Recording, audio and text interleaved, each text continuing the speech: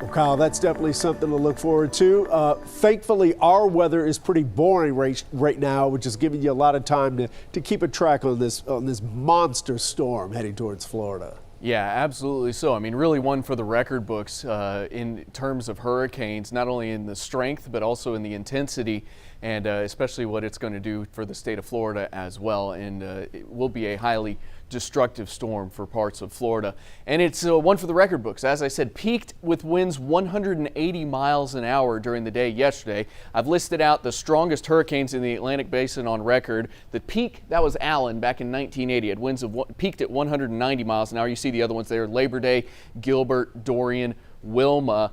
There's Milton next on the list, 6th. It's tied with Mitch, Rita, and Irma. All had wind speeds of 180 miles an hour as well. And then Katrina, everybody knows that storm, and 9 others are tied at 175. So Milton's certainly within the top 10 there. In fact, really the top 6 if you want to consider, tied for 6th there.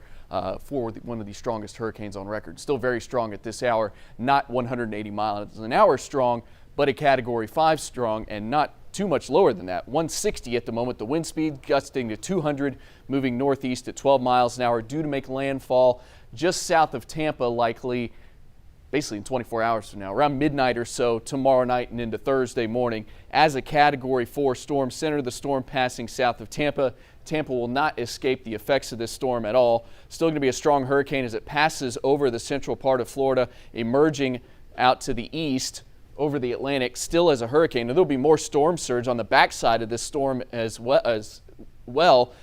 Melbourne to Daytona Beach up to Jacksonville, anywhere from 3 to 5 feet of storm surge. That's kind of on the backside. But as that storm approaches the western coast of Florida, Tampa to Sarasota, 10 to 15 feet of storm surge. Fort Myers, 8 to 12 feet of storm surge. Marco Island, 5 to 8 feet of storm surge. That will be highly destructive. The wind inland will cause all sorts of power outages and trees down, and then there's going to be inland flooding as well, with 12 to 16 inches of rain from Tampa to Orlando, maybe some totals up to 18 inches. The rain totals will drop off pretty quickly the farther north and south you go. By the time you get up to Jacksonville, Tallahassee, and down toward West Palm Beach and Miami, the rain totals won't be as high as they're going to be across the central portion of the state here. For us, yeah, some more nice weather. Low 60s, upper 50s tomorrow morning, cool and crisp, especially across eastern portions of North Texas. A really nice start to the day, probably the coolest morning of the week. Tomorrow afternoon, a little warmer than today, mid to upper 80s for most of you. Normal high is 81, so we'll definitely be above that yet again. It will be another above normal afternoon, but just like what we've been dealing with recently, the air will continue to be dry, and it will be a not so humid afternoon at all. High pressure continues to hang out to the west, blocking the storms from reaching us. But it does look like heading into next week, a decent trough of low pressure may happen along the Great Lakes and upper Midwest, may shove high pressure far enough to the south to give us a little bit stronger cold front next week, and maybe feeling a little bit more like fall. In the meantime, it'll be light winds and seasonable tonight, 62 for the low. Really nice start tomorrow morning.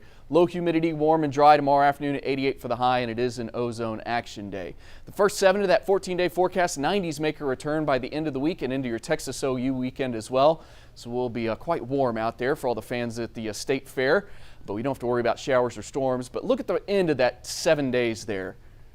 79 for a high, morning lows in the 50s, 78 on Wednesday, morning lows also in the 50s. So a little bit cooler air, a little more fall-like than what we're dealing with recently. Unfortunately, really does not look like we'll see much rain with that one, but we'll keep an eye on it right now. We're just going to go an optimistic 10% chance there at about Wednesday or so of next week. We may see a few showers or storms around the area, but my hopes aren't really high at the moment.